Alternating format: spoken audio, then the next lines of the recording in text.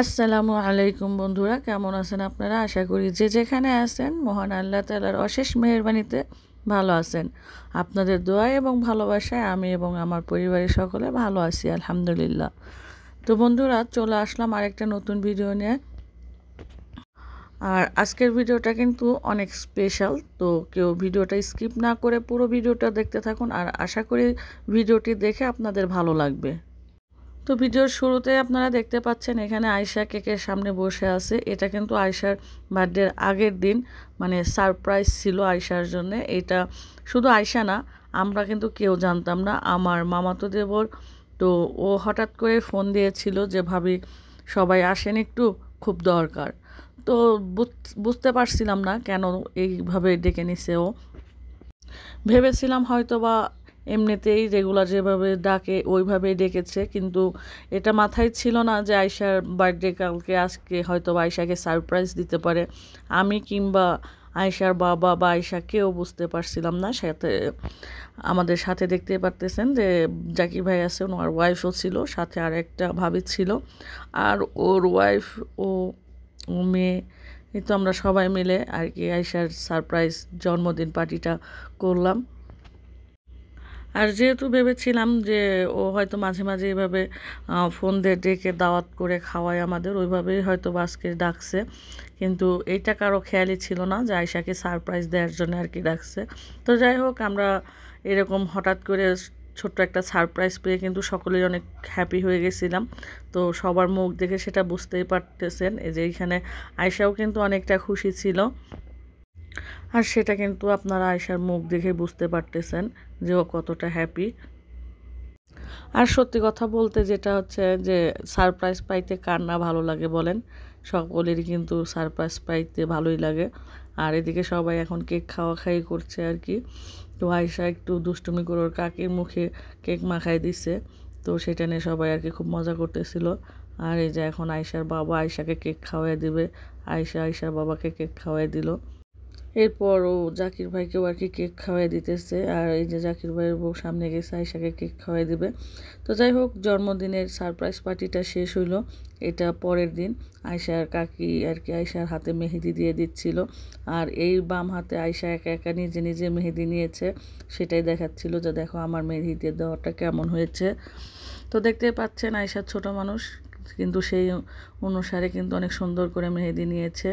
তো এখানে বাহিরে বসে মেহেদি দেওয়া হচ্ছিল আর কি। আর এইদিকে আমার সেজো দেবর আর মামাতো দেবরের মেয়ে দুইজন মোবাইল নিয়ে ঘাটাঘাটি করতেছিল। আর যদিও পিচ্ছি মোবাইলের প্রতি তেমন কোনো নেই, আকর্ষণ নেই অন্য অন্য বাচ্চাদের মতন। তো তারপরও একটু আর কি ওর চাচ্চুর কাছ থেকে মোবাইলটা নিয়েও আর কি একটু দেখতেছিল, আবার ওর চাচ্চু ওর কাছ থেকে নিয়ে নিল। তো ও এখন চাচ্ছে যে আমাকে দাও আবার। তো ওর চাচ্চু আর কি ফোনটা ওকে দিয়ে দিল, যদিও ফোনের ও কিছুই বুঝে না, কোনো কিছুতে ওর আকর্ষণ নেই।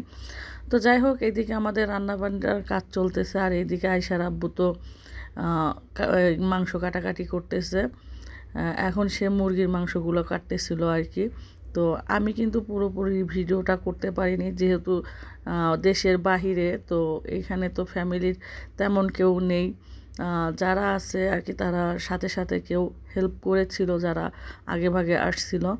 আর যেহেতু বাসার সকল মানুষই বাড়িতে, মানে দেশের বাড়িতে, তো সেই ক্ষেত্রে আর কি এখানে জাকির ভাইয়ের ওয়াইফ ছিল আর আমার দেবরের বউ ছিল। তো তারাই একটু হেল্প করেছে। আর এখানে গরুর মাংসগুলো কেটে ধুয়ে পরিষ্কার করে রাখা হয়েছে তো রান্না করার জন্যে।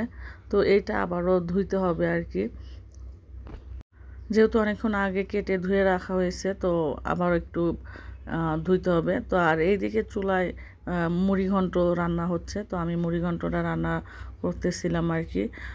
তো সেইটাই আর কি একটু ভিডিও করছি আপনাদের সাথে শেয়ার করার জন্যে। তো মুড়িঘণ্টটা পুরোপুরি তখনও হয় নাই আর কি, 80% হয়েছে, 20% আর কি বাকি ছিল, আর একটু ঘন হবে। আর এই পাশটাতে দেখুন আমি পেঁয়াজ মরিচ তারপরে ডিম সেদ্ধ করে ছুলে রেখেছি। অনেকটা কাজ আর কি সকাল থেকে শুরু করে আর কি যতটুকু পারা গেছে এই টাইমের মধ্যে করে ফেলা হয়ে গেছে। আর এদিকে ভাবি এসে বেগুনগুলো সুন্দর করে কেটে হলুদ মরিচ লবণ দিয়ে আর কি মাখায় রাখছে। তো এগুলো ভাজি করা হবে। তো ওই তো একটা কথা বললাম, যেহেতু কাজের মধ্যে ছিলাম পুরো ভিডিওটি করতে পারিনি রান্নাবান্নার।